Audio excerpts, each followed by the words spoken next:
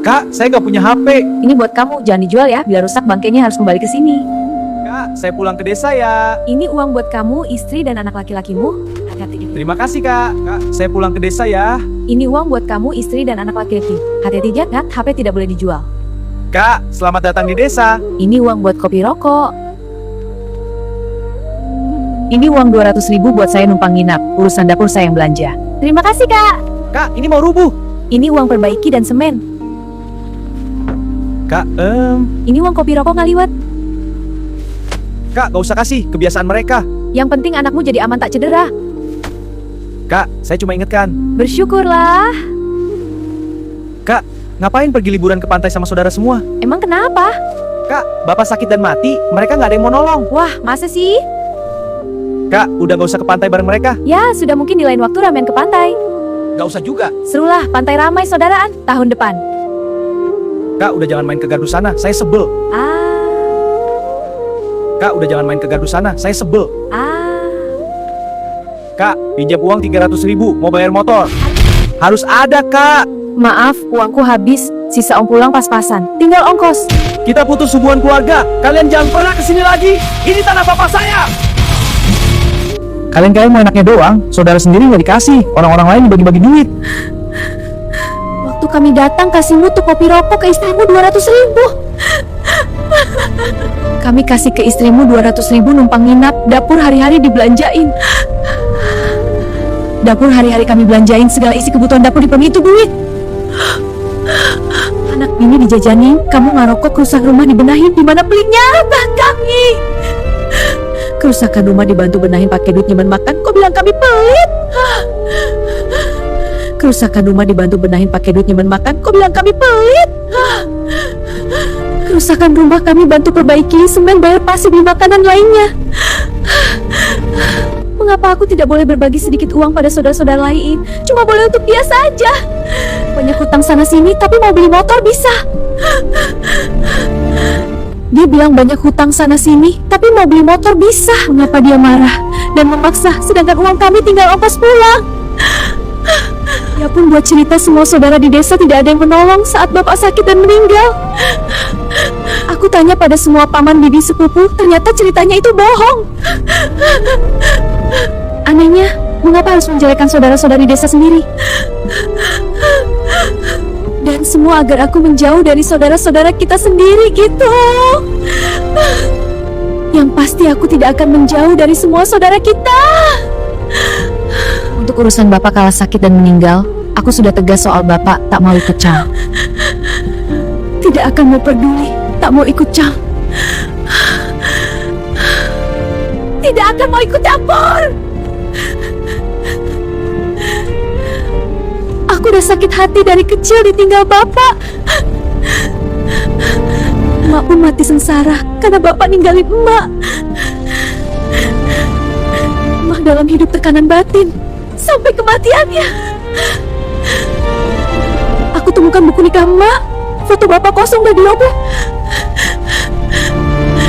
Emak mati, bapak tidak datang. Entah di mana dia.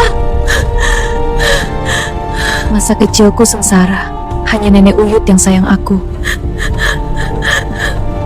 Nenek Uyut pelihara aku sampai aku menikah. Dan di mana bapak saat aku menikah? Dan di mana bapak saat aku menikah? Yang tertulis di buku dan kartu keluargaku, bapak sudah wafat. Sampai aku punya anak bahagia, satu putri dan satu putra. Tiba-tiba si bapak muncul datang ke desa emak. Ada apa? Pasti ada sesuatu yang memaksa menggerakkannya. Bahkan Umi dan Bibi serta pamanku, bapak balik ke desa minta diurus masa tuanya. Tapi kata suamiku, bapak takut dipenjara karena KTP dan kartu keluarga. Karena negara gencar menangkap orang tak punya KTP yang berlaku. Ternyata di kantor kepala desa, bapak ngurus KTP baru dan kartu keluarga. Hatiku memang sudah tersakiti, tak lagi niat menghormatinya. Tapi suamiku minta harus tetap melayaninya makan dan minumnya. Suami pesan beri kesempatan Bapak punya ruang bicara padaku. Aku pun ikuti pesan saran suamiku. Kubuka hati dan waktu buat Bapak. Berhari-hari di dapur tungku bakarku memasak. Bapak diam. Diam, 1000 bahasa membisu. Padahal yang aku tunggu sepatah kata saja, Ma, kata maaf. Tapi tidak dia lakukan, seolah tidak ada kesalahannya.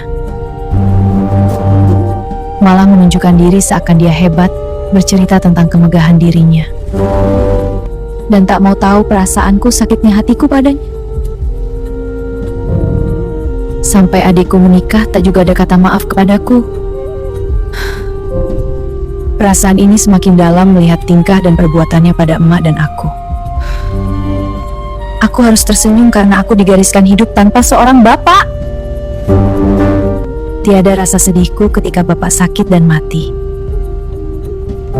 Sama sebagaimana cuek dan acuh dia, penderitaanku dan wafatnya nenek Uyut. Dia cuek dan acuh, penderitaanku dan wafatnya nenek Uyut. Sejak kecil bapakku tiada, sekarang benar-benar tiada. Bahkan adikku pun mengikuti jejak bapakku, perilaku bapakku ada padanya. Aku dibuang sebagai saudara kandung mengusirku pergi. Dan tak boleh datang lagi ke desaku sendiri. Berlaku bagi aku, suamiku, anak-anakku, kalian katanya. Dia akui bahwa di sini tanah bapak saya. Walau begitu, kami terima semua ucapannya. Kami terima. Dia yang putuskan hubungan saudara kandung ini. Dan ironisnya dikatakan lewat WhatsApp dari HP pemberianku. Jadi HP yang kuberikan padanya dijadikan alat mengusir aku. Tahun ke tahun ke depan, bila kami mudik, Paman dan Bibi minta ke rumahnya saja. Begitulah kisahku terusir terputus persaudaraan. Uang hanya karena kami tidak punya uang lagi untuk meminjamkannya. Sudah dijelaskan, uang kami cuma tersisa untuk ongkos pulang saja. Namun percuma karena niatnya memang tidak baik. Seraya yang empunya cerita mengucap salam manis buat semua.